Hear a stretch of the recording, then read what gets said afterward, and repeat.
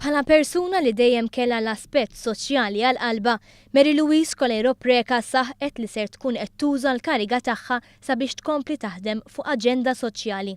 Il-Kostituzzjoni ma timpedix President milli jwettaq il-programm b'mod qatih li jiffavorixxi liċ-ċittadin u għalhekk permezz ta' din il-kariga prestiġjuża ser ikun possibbli li Coleiro Preca tibqa' tagħti kontribut sħiħ f'dan il-qasam. Kostituzzjonalment dan huwa ser ibiddel xejn fil-kariga ta' President.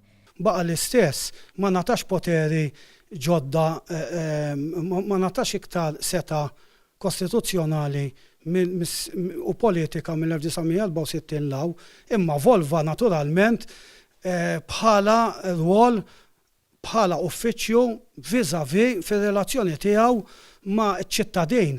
U għal-mod kif l-individwu li jingħata dan ir-rwol jadatta din il-kariga illi fl-aħħar mill-aħħar tagħmel differenza. Fil-fatt, l-uffiċċju tal-President ma' żmien ma baqax ir-rwol istituzzjonali iżda evolva u ssoċjalizza mal-pubbliku b'mod illi daħal f'aktar kuntatt mal-persuna medja. Meta għandek il-President qed jieħu din il-pożizzjoni, allura iċ-ċittadin hawnhekk jimxi ħafna l qoddim. Louise Coleiro Preca hija waħda mill-ftit li sissa se jkunu okkupaw il-kariga ta' President li baqgħet attiva f'kariga tal-Istat sa wara n-nomina tagħha u dan juri biċ-ċar l-impenn u d-dedikazzjoni sal-aħħar lejn dawk kollha li vvutawla sabiex tifforma parti mill-Parlament Malti. Mill-aspett storiku, l-aħħar darba li Gvern Laburista nomina President lura fl-1982 il-Prim Ministru għażel mara għall-ewwel darba.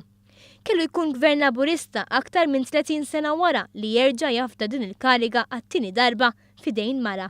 Iżda b'differenza l-Agata Barbara, għall-ewwel darba Malta ser ikollha raġel ta' kap ta' stat. Il-fatt li l-Prim Ministru innomina mara sabiex tokkupa l-ogħla kariga tal-Istat mhux biss jgħin iżid fl-ugwaljanza bejn is-sessi iżda jħeġġeġ lil aktar nisa sabiex jaspiraw għal karigi ogħla fis-soċjetà. Ta' 55 sena, Louise Coleiro Preca ser tkun l-iżghar President ta' pajjiżna.